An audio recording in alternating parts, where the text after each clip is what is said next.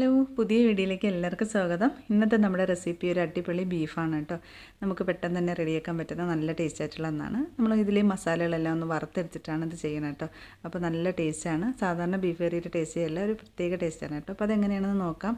അതിന് വേണ്ടിയിട്ട് ആദ്യം നമുക്ക് മിക്സിയുടെ ജാറിലേക്ക് കുറച്ച് വെളുത്തുള്ളി, ചെറിയ കഷ്ണം ഇഞ്ചി, അതുപോലെ തന്നെ 3-4 പച്ചമുളക്, 2 തണ്ട് കറിവേപ്പിലയും കൂടി ചേർത്തിട്ട് നന്നായിട്ട് ഇതൊന്ന് അരച്ചെടുക്കാം. നല്ലതുപോലെ അരച്ചെടുത്തതിന് ശേഷം നമുക്കിത് ബീഫിലേക്ക് ചേർത്ത് കൊടുക്കാം കേട്ടോ. ഞാനിവിടെ 1 കിലോ ബീഫാണ് എടുത്തിട്ടുള്ളത്. അതിലേക്ക് നമുക്ക് ഇട്ട് കൊടുക്കാം. ബീഫിലേക്ക് ആവശ്യത്തിന് ഉപ്പും 1 ടീസ്പൂൺ മഞ്ഞൾപ്പൊടിയും കൂടി ചേർത്ത് നന്നായിട്ട് മിക്സ് ചെയ്ത് ഒരു 15 മിനിറ്റ് റെസ്റ്റ് ചെയ്യാൻ വെച്ചതിന് ശേഷം കുക്കറിൽ നമുക്ക് പാകത്തിന് വേവിച്ചെടുക്കാം കേട്ടോ. ആവശ്യത്തിന് വെള്ളം കൂടി ഒഴിച്ചോണം വേവിക്കാനുള്ളത്. ഇനി ഒരു പാനിലേക്ക് ഒരു 4-5 കാശ്മീരി മുളക്, നല്ല എരിവുള്ള മുളക് ഒരു 4-5 എടുത്തിട്ടുണ്ട്. 1.5 ടേബിൾ സ്പൂൺ മല്ലി, പിന്നെ ഹോൾ സ്പൈസസ് പട്ട, ഗ്രാമ്പൂ, ഏലക്ക, ചെറിയൊരു ബേ ലീവ്സും കൂടി ഇട്ട് കൊടുക്കാം.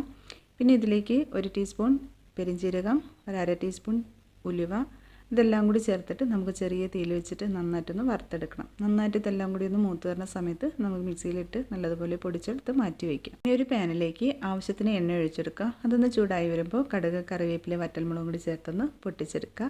ഇതിലേക്ക് 10-20 ചെറിയുള്ളി ചേർത്തൊന്ന് വഴറ്റിയെടുക്കുക. അതിൻ്റെ കൂടെ തന്നെ നമുക്കിതിലേക്ക് സവാള ചേർത്ത് കൊടുക്കുക. ഒരു 3 സവാള ചെറുതായി അരിഞ്ഞത് ചേർത്ത് കൊടുക്കാം. സവാളയിലേക്ക് ആവശ്യത്തിന് ഉപ്പും കൂടി ചേർത്തിട്ട് നന്നായിട്ട് ഇതൊന്ന് വഴറ്റിയെടുക്കാം. വഴണ്ടി വരുമ്പോൾ ഒരു വലിയ തക്കാളിയും കൂടി ചേർത്ത് അതും കൂടി നന്നായിട്ടൊന്ന് വഴറ്റിയെടുക്കുക. ഇനി ഇതിലേക്ക് നേരത്തെ റെഡിയാക്കി വെച്ചിരിക്കുന്ന മസാല ചേർത്ത് നന്നായിട്ടൊന്ന് മിക്സ് ചെയ്ത് കൊടുക്കുക. അതിലേക്ക് നമുക്ക് വേവിച്ച് വെച്ചിരിക്കുന്ന ബീഫ് ചേർത്ത് കൊടുക്കാം. കറിയിലേക്ക് ആവശ്യത്തിനുള്ള ചൂടുവെള്ളം കൂടി ഒഴിച്ചു കൊടുത്തിട്ട് നന്നായിട്ട് മിക്സ് ചെയ്ത് നമുക്കൊരു മീഡിയം ഫ്ലെയിമിൽ അടച്ച് വെച്ച് നന്നായിട്ട് ഇതൊന്ന് തിളപ്പിച്ചെടുക്കാം. ബീഫിൽ മസാലയൊക്കെ നന്നായിട്ടൊന്ന് പിടിക്കുന്നവരെ നന്നായിട്ടൊന്ന് തിളപ്പിച്ചെടുക്കുക.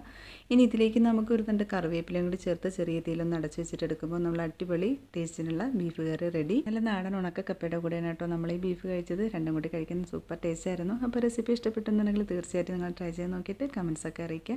വീഡിയോ ഷെയർ ചെയ്യാനും മറക്കണ്ട കേട്ടോ. അപ്പോൾ പുതിയ നല്ല റെസിപ്പി ആയിട്ട് നമുക്ക് വീണ്ടും കാണാം. താങ്ക്